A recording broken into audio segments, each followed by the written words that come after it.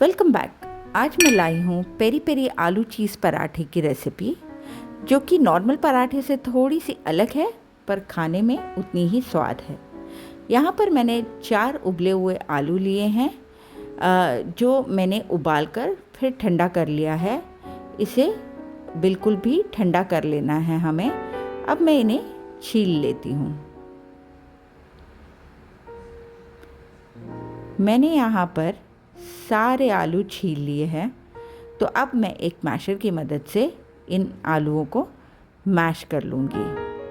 अब हमारे आलू मैश हो चुके हैं, तो अब हम बढ़ते हैं रेसिपी की तरफ।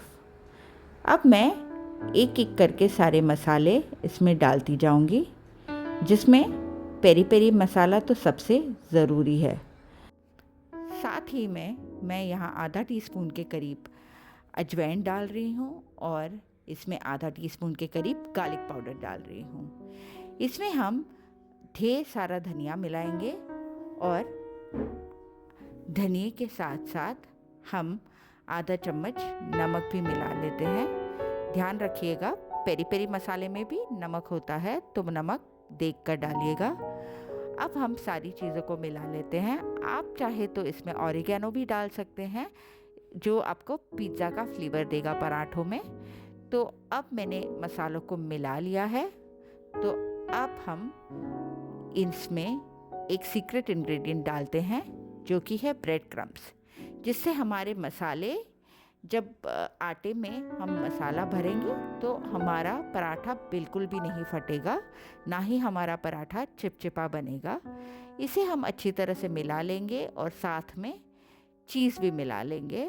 मैंने यहाँ पर स्लाइस चीज़ लिया है, आप चाहे तो क्यूब चीज़ को ग्रेट करके भी ले सकते हैं। इसे मैं हाथों से ही छोटा छोटा तोड़ मैं इस मसाले में चीज़ को मिला लेती हूँ। अब हमारा मसाला तैयार हो चुका है, आप देख रहे हो। तो अब हम इसे ढककर थोड़ी देर तक रख देंगे। अब हम चलते हैं हमारे मसाले की तरफ। आप देख रहे हो हमारा मसाला बिल्कुल भी गीला नहीं है, ड्राई हो चुका है। अब हम आटे की तरफ चलते हैं। तो आटा मैंने गूँथ लिया था। 1 कटोरी आटा में नमक और पानी डालकर मैंने अच्छा सा सॉफ्ट आटा गूँथ लिया था। मैं मीडियम साइज़ के पेड़े ले रही हूँ और मीडियम साइज़ के पराठे बनाऊँगी। आप चाहे तो बड़े बड़े पराठे बना सकते हैं। अब मैंने सारी गोलियाँ इसी आटे से बना ली है। तो अब हम चलते हैं, तवा हमने गरम होने के लिए रख दिया है। जब तक तवा गरम हो रहा है, तब तक हम पेड़ों से पराठे बना लेते हैं। इन पेड़ों को मैं एक कटोरी का शेप दे रही हूँ। इसमें हम ढेर सारा मसाला भरेंगे। मसाला ढेर सारा ही भरिएगा, इससे स्वाद बहुत अच्छा आता है। तो आप देख रहे हो मैंने ढेर सारा मसाला भर लिया है। अब हम इसको बंद कर लेते हैं और इसे एक गोल सा आकार हम दे देंगे, ताकि हमें पराठे बेलने में आसानी हो। अब मैंने इसके दोनों कोनों को जोड़ लिया है। अब हम इसे गोल कर लेते हैं और अब हम इस पराठे के आटे को थोड़ा सा हम आटा लगा लेंगे और हाथ से फैलाकर अब हम बेलना शुरू कर देते हैं।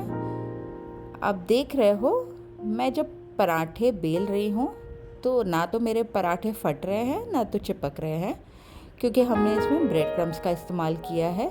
तो अब आप इन पराठों को जितना चाहे उतना पतला बेल सकते हैं। तो अब मैंने इन पराठों को अच्छी तरह से बेल लिया है।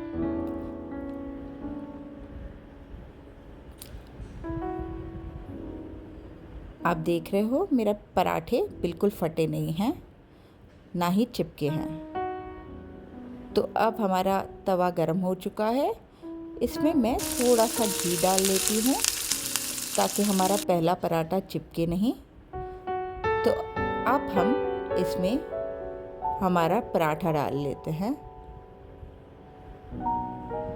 पराठा अच्छी तरह से एक तरफ से सिक गया है, तो अब मैं इसे पलट रही हूँ। अब दूसरी तरह से भी हम इसी तरह सेक लेंगे और अलट पलट करके हम इसे अच्छी तरह से क्रिस्पी बना लेंगे।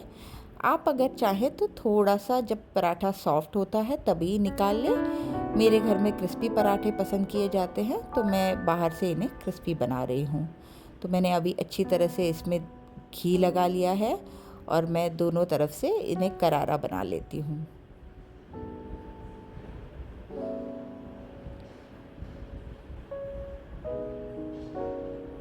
आप देख रहे हो हमारे पराठों में कितना सुंदर रंग आया है।